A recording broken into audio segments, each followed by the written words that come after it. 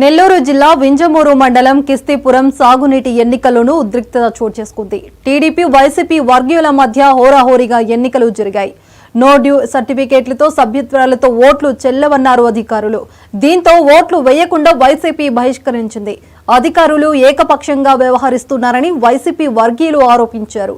Polling కేంద్రం వద్ద ఉద్రిక్తత నేపథ్యంలో పోలీసులు రంగప్రవేశం చేసి ఎలాంటి అవాంఛనీయ ఘటనలు జరగకుండా బందోబస్తు ఏర్పాటు చేశారు. 150 మైనస్ అయితే మేము కష్టపడి 150 దాటి 75 ఇలా జరగండి అంటే మేము చేసినా కూడా డ్రాప్ అయిపోయేవాళ్ళం. ఇంత అవమానం మేము ఎప్పుడు పడలేదండి.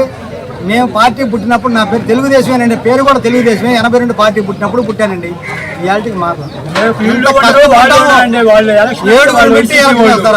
బొల్లే రామారావు గారు బహిష్కరించారండి వాళ్ళని. కారు వేసుకొని మర్రిగుంటలో